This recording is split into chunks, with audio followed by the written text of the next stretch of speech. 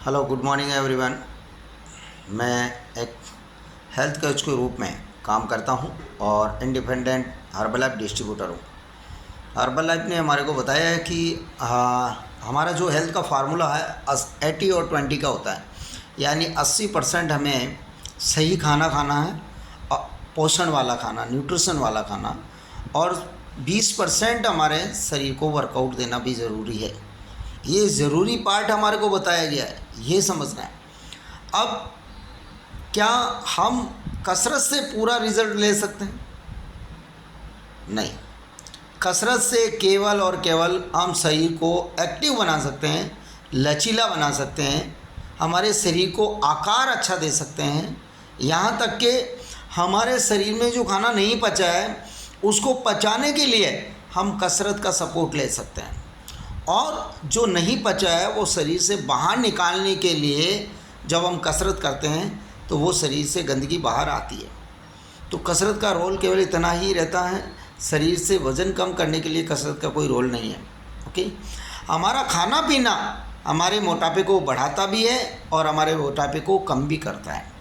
लेकिन हम खाना कौन सा खा रहे हैं, कब खा रहे हैं, खाने का कितना बड़ा प्रभाव पड़ता है। अगर हमारा खाना हमारे लिए सही नहीं है तो खाना खाने के बाद खाना इंसान को खाना शुरू कर देगा, क्योंकि जो खाना हमने खाया है वो खाना हमारे शरीर में जाकर कई तरह की प्रॉब्लमें बनाना स्टार्ट कर देता है। उस खाने को पचाना हमारे लिए बहुत ज़्यादा ज़रूरी है। अब उस खाने को कैसे पचा सकते हैं? एक्टिविटी करके, कसरत करके, हमारी जो जीवन शैली है उसके अंदर हार्डवर्क करेंगे, दौड़ भाग करेंगे और हमारे काम करने की क्षमता को बढ़ा देंगे, तो वो खाना हम हमारे शरीर को दे पाएंगे।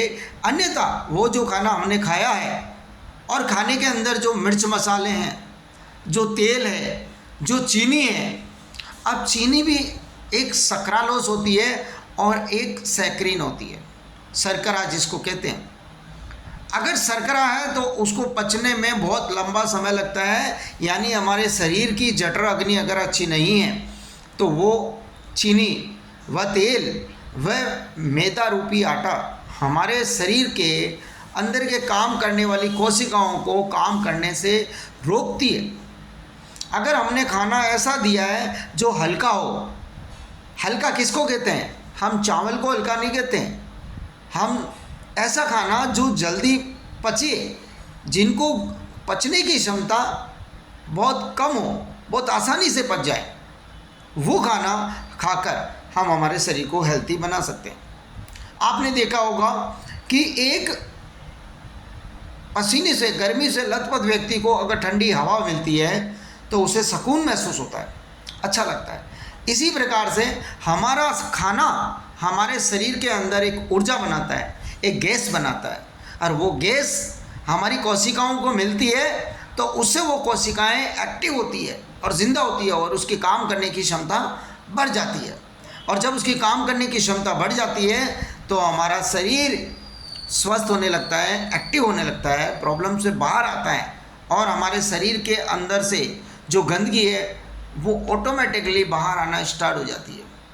लेकिन हमारा खाना लंबे समय तक नहीं पचने वाला है, जैसे कि तला भुना, जैसे कि अधिक शक्कर का मीठा खाना, अधिक मैदे वाला खाना, ये ऐसा खाना है जो हमारे शरीर को, हमारी कोशिकाओं को काम करने से रोकती है, क्योंकि इस खाने का जो स्वभाव है वो बहुत ही ठंडा है और हमारे शरीर की अग्नि ज़्यादा होनी चाहिए। हमारे शरीर की अग्नि यानी पाचन क्रिया अच्छी होनी चाहिए। अब हमारे शरीर की अग्नि को हम कैसे अच्छा कर सकते हैं? पहले तो आप ये समझिए कि अगर हमारे घर में अगर चूल्हा है और चूल्हे में हम अग्नि को अच्छा करना चाहते हैं तो चूल्हे में लकड़ियाँ डालनी पड़ेगी, और उसके बाद हमें उस अग्नि को बढ़ाने के लिए उसमें क्या डालना है? केरोसिन तेल, जो भी है। लकड़ियाँ अच्छी होगी और आग अच्छी होगी तो ऊपर जो बर्तन रखा हुआ है उसके अंदर का खाना जल्दी पचेगा। उसी प्रकार से हमारे शरीर के अंदर हम लकड़ियाँ, किस प्रकार की लकड़ियाँ होती है? रेशे वाला खाना, फाइबर युक्त खाना, जिस खाने में रेशे होते हैं और ये हरी सब्जियों में अधिक मात्रा में पाया जाता है।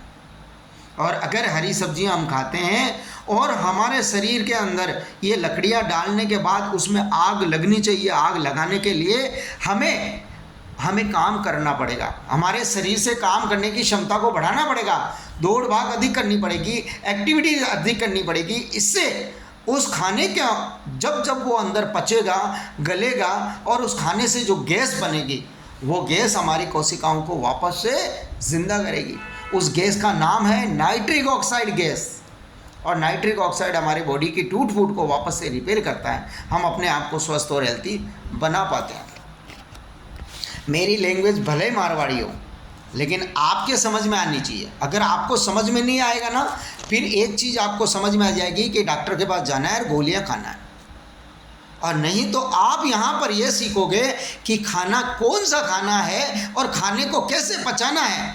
अगर ये आप सीख गए तो आप अपने शरीर को बीमार होने से या प्रॉब्लम में आने से बचा सकते हो।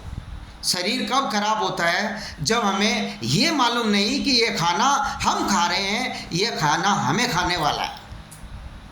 क्योंकि खाने की जो गुणवत्ता होती है वो अलग अलग होती है। इसलिए हमारे को हर्बल लाइफ में ये सिखाया गया है कि हेल्थ का जो फार्मूला है 80% डाइट से ठीक होता है और 20% शारीरिक परिश्रम से ठीक होता है।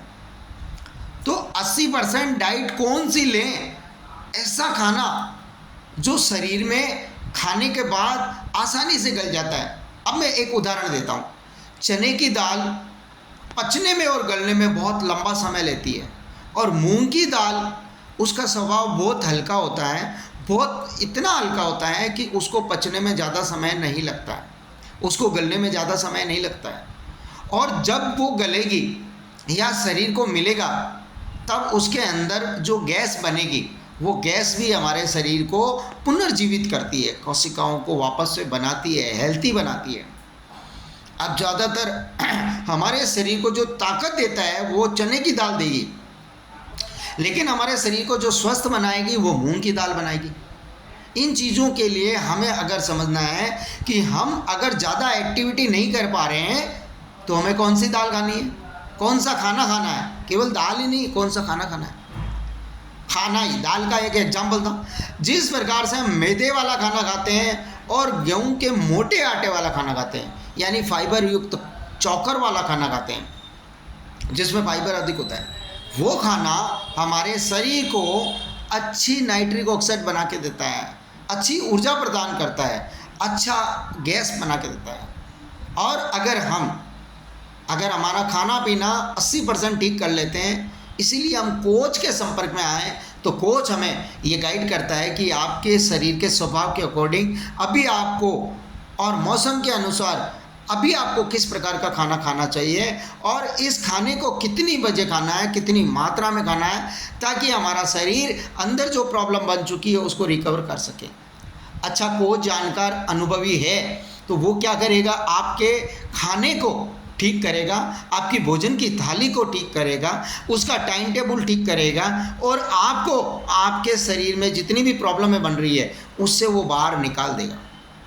और आपका खाना पीना ठीक नहीं है, आप सोच रहे हैं कि दवाइयों से ठीक हो जाएंगे, तो दवाइयाँ और खाना दोनों ही आप खा रहे हैं तो दोनों की दोनों चीज़ें आपके शरीर को अगर हैवी बना रही है, वज़न बढ़ा रही है, तो वो दोनों चीज़ें आपके शरीर को और प्रॉब्लम की तरफ लेके जा रही है। तो आपको स्वस्थ होना है तो आपको क्या करना है, आपका खाना पीना ठीक करना है। और खाना पीना ठीक करने के लिए खाने के अनुभवी जो लोग हैं, जिसे कोच कहते हैं, भोजन के जानकार, उन व्यक्ति से हमें मिलना है, वो हमें गाइड करेंगे। और हमारे शरीर की जैसी कंडीशन है उस कंडीशन के अनुसार कौन सा वर्कआउट हम कर सकते हैं, किस उम्र में हम किस प्रकार का वर्कआउट कर सकते हैं, किस भोजन के साथ किस तरह का वर्कआउट कर सकते हैं, हमारे दिनचर्या के अनुसार हम कैसा वर्कआउट कर सकते हैं। वर्कआउट प्लस खाना जब सही होगा तो आपका शरीर आपको सही मिलेगा। और जब आपका खाना ठीक नहीं है, आपकी दिनचर्या यानी आपका वर्कआउट ठीक नहीं है, आपके पास जानकारी नहीं है और आप ऊपर से मेडिसिन खा रहे हैं, तो फिर क्या होगा, ये होगा कि जो प्रॉब्लम में है वो प्रॉब्लम वहाँ पे रुक जाएगी। और जिस दिन मेडिसिन छोड़ दी उस दिन वापस वो प्रॉब्लम और तेज़ी से ज़्यादा बढ़ जाएगी। लेकिन अगर आपने खाने पीने में सुधार करा, आपकी लाइफ स्टाइल में सुधार करा, तो वादा करता हूँ कि आपके शरीर में भी बहुत अच्छा सुधार देखने को मिलेगा। मैं एक हेल्थ कोच हूँ, न्यूट्रिशन कोच हूँ। आप हमसे सलाह कर सकते हैं, कंसल्ट कर सकते हैं अपनी सेहत के लिए, अच्छी फिटनेस के लिए, अपने आप को एक्टिव रखने के लिए, और जो बीमारी नाम से जो प्रॉब्लमें आती है उनसे बचने के लिए। ओके, आपको मेरा वीडियो अगर अच्छा लगा तो आप किसी और को भी शेयर कर सकते हैं। धन्यवाद, थैंक यू। मैं भी ये वीडियो लोगों को स्वस्थ बनाने के लिए और उनके मार्गदर्शन के लिए बना रहा हूँ, जो मैंने पिछले 8 सालों में सीखा है। आप लोगों से रोज़ाना कुछ न कुछ नया देने की कोशिश करता हूँ।